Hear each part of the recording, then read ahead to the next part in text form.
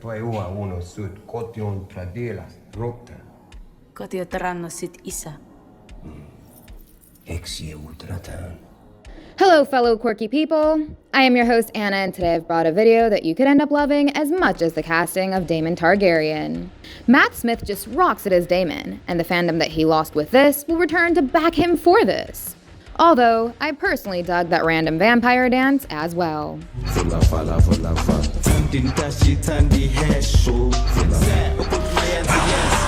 But anyway, after 2 episodes of House of the Dragon, we're all set to look into the life of Daemon Targaryen. The series is based on George R.R. Martin's book Fire and Blood, and the book gave us the complete life history of Daemon the Rogue Prince, from his rise in power to his supposed demise, and apparently, people on the internet have been asking whether Daemon is actually the Night King himself. We'll be discussing all of that in this video right here. But there will also be spoilers for what is going to happen in this show. So if you want to go in as blind as Arya Stark, then I suggest that you leave right now. But if you love Daemon as much as I do, then I don't think you'd want to click away. With that being said, let's begin with the history of the Rogue Prince. So far, you've seen that Daemon is an ambitious, moody, charming, and hot-tempered man who makes rash decisions to grab people's attention. He is sort of an extremist, who does enjoy enforcing a certain degree of pain on those who falter. That's why he was called a tyrant when the small council were discussing him to be the heir to the throne. Look at what he did with the Gold Cloaks. The City Watch is fiercely loyal to him, an army 2,000 strong. An army you gave him, Otto. I named Daemon Master of Laws, but you said he was a tyrant. But Daemon has shown that he is not a man to be taken lightly or to trifle with. He was the most experienced warrior of his time. Born in 81 AC, he is the second son of Prince Daemon Targaryen and his sister wife, Princess Alyssa Targaryen. And he is the grandson of old King Jaehaerys. Witnessing his prowess at the age of 16, his grandfather knighted him, and he gifted him the Dark Sister sword, which was made out of Valyrian steel. When the new heir was to be chosen after Jaehaerys, Daemon actually supported his brother Viserys' claim, cause he knew that he would have been the next in line to sit on the Iron Throne. But sadly, the two brothers grew apart as Ser Odo Hightower drove a wedge between the two.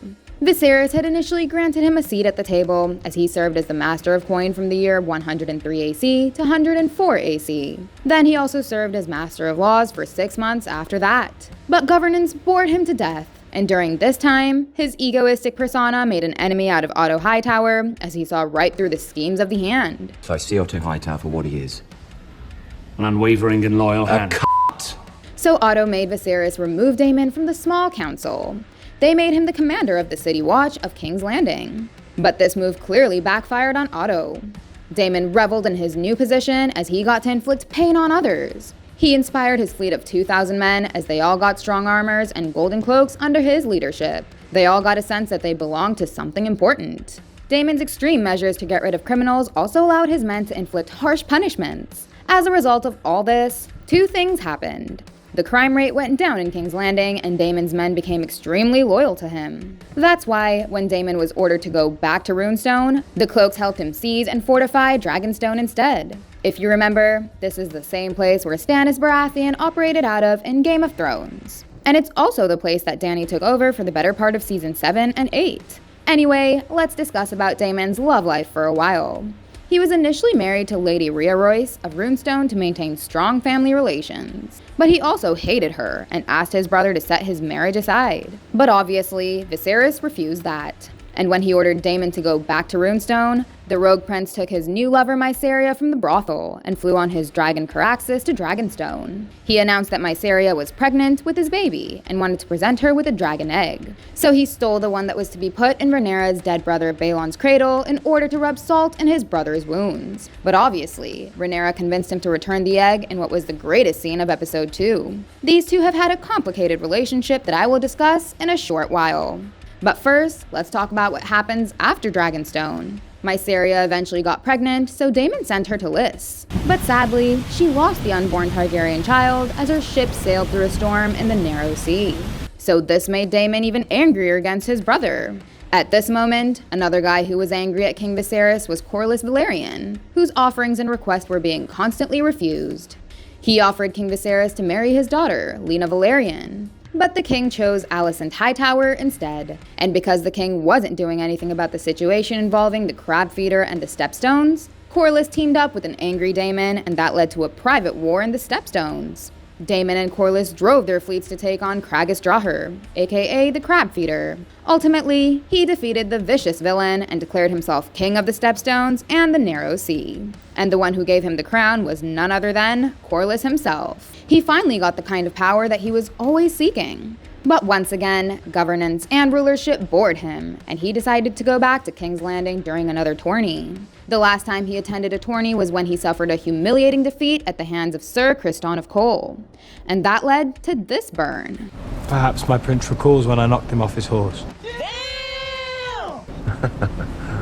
Very good. But this time, he surprised everyone by kneeling to his brother and offering his crown of the Stepstones. This allowed the two brothers to make amends, and Daemon once again got his seat back on the small council. Then a few years later, Daemon's wife Rhea Royce died by falling off of a horse.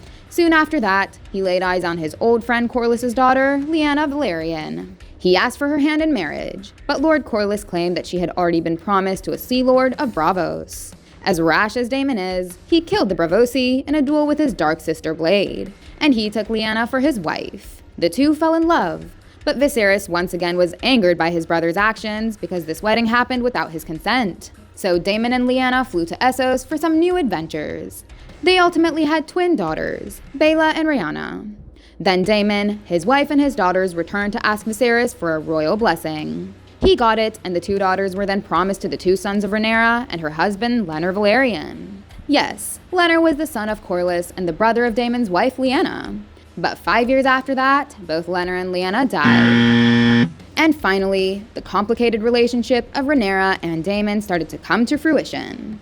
They slept with each other and got married secretly in year 120 AC. In the same year, Rhaenyra had their first son, Prince Aegon III, and 2 years later, she birthed Prince Viserys II. Out of these two, Viserys II's family line became the most important as it led to Daenerys Targaryen and Jon Snow. But let's stick to Daemon for now. Once King Viserys I died in 129 AC, the Dance of the Dragons began. It was just as the opening of House of the Dragon teased that King Jaehaerys knew about an upcoming in-house war for the Iron Throne. And this war came to be called the Dance of the Dragons. Everyone began to fight each other to lay their claims to the throne. Ultimately, due to Otto Hightower's scheming, his grandson, Aegon II, that is the son of Alicent and King Viserys, ended up on the throne. Daemon and Rhaenyra grew vengeful and kept trying to take over the throne. But long after supporting Rhaenyra throughout his third marriage, Daemon began to have an affair with a woman called Nettles. Then out of nowhere came Daemon's old flame Mysaria, who became the Mistress of Whispers. She told Rhaenyra about Daemon's affair, and Rhaenyra ordered to have Nettles killed. Daemon had already found out about this, so he sent Nettles away on a ship. Then he announced his own departure. But ultimately, he was tracked down by Prince Aemond One-Eye Targaryen, who rode in on his dragon Vhagar. The two battled while riding their dragons Caraxes and Vhagar, and ultimately all of them died. Daemon jumped from Caraxes into Aemond and Vhagar, killing them both. He drove Darksister into Aemon's blind eye, and then they fell into a lake called the God's Eye. Caraxes crawled out of the lake, but died. And years later, the bodies of Aemond and Vhagar were also discovered. But Daemon's body was never to be found. Most believe that he died, while some believe that he lived the rest of his days with Nettles. But now theorists have begun to think that he may have gone on to become the Night King. After all, the Night King was immune to fire.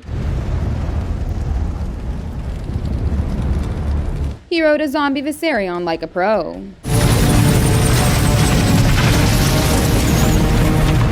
And his arrival was dreamt by Aegon I in House of the Dragon. It was a dream, yeah. Aegon foresaw the end of the world of men.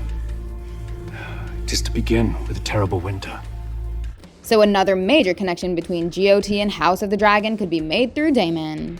It has been theorized that Rhaegar Targaryen, the true father of Jon Snow, was the Night King. But it is known that the Night King is a member of the First Men, who touched down in Westeros from Essos 12,000 years before the Targaryen conquest. So, the Targaryens weren't even around when this first man was turned into the supposed Night King by a child of the forest.